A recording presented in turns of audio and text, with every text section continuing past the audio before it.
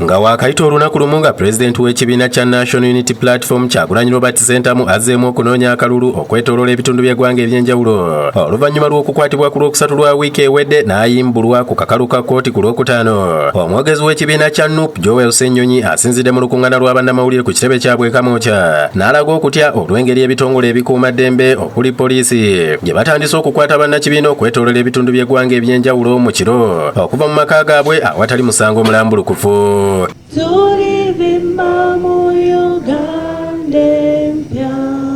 Olunaku olw'eggulo omukulembeze waffe yabadde mu districts ez'Ekyegegwa, Kyenjojo ne Kabarole, Fort Portal. Naye poliisi n'amagye kye baakoze mu kiro ekyakisizza olunaku olw'eggulo bagenze mu woteeri eyabaddemu abakungu baffe giyite advance team eyagenze okutegeka ng'etegekera presidential candidate waffe venue n'ebirala byonna ne bamenya enzigi za woteeri eno eyitibwa Amak Suites Hotel eri mu Kyegegwa district. Ne bamenya enzigi ne bajjamu abakungu baffe aba NUP be twasindise okutegekera presidential candidate waffe. Poliisi n'amagye ne babasiba era ne kaakano bakyabasibye. Tebanatutegeeza lwaki basibye abantu bano.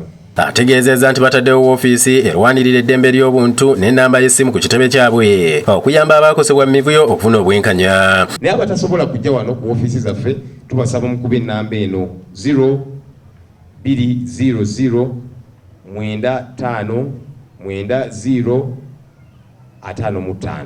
Ssaabawandiisi w'ekibiina kino David Lewis Lubongoya agambye nti baafunye abantu ssekinoomu abagenda okunoonyeza pulezidenti waabwe akalulu njukunju okwetooloola eggwanga. Fenga NUP tugenda mu maaso n'okukunga eggwanga lyonna okulaba nti bavaayo mu bungi nnyo ennaku nga 14 za January omwaka ogujja balonde pulezidenti waffe balonde akabonero kaffe aka umbrella mu bungi nnyo. Oluvannyuma banjudde enkyukakyuka mu kabonero kaabwe akamanvuuli akagenda okubeera ku kakonge okwanguyiza abalonzi okwawula bannakibiina kya NUP abalala. That's the symbol that is going to appear on the ballot paper for all our flag bearers. That's the umbrella within a circle. Again, the circle has those three colors, red, white.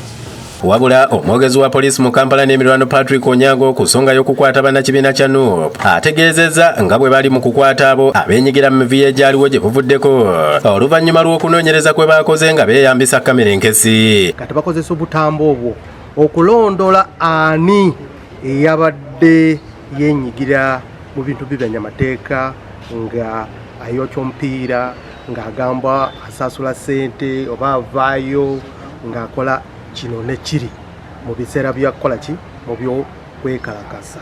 Ebyo nga biri bityo ekibiina kya DP kitaddewo akakiiko ka bannamateeka akagenda okulwanirira abantu abaakwatibwa wiiki ewedde mu kwekalakaasa nga tebannateebwa okulaba nga bafuna obwenkanya. Bino byogeddwa omwogezi wa DP Opio Amanu mu lukuŋŋaana lwa bannamawulire ku City House wano mu Kampala ng'asabye minisita w'obutebenkevu Jeno Eri Tumwine okwetondera eggwanga olw'ebigambo byayogera ku lwokutaano lwa wiiki ewedde. We target the real culprits and we know them.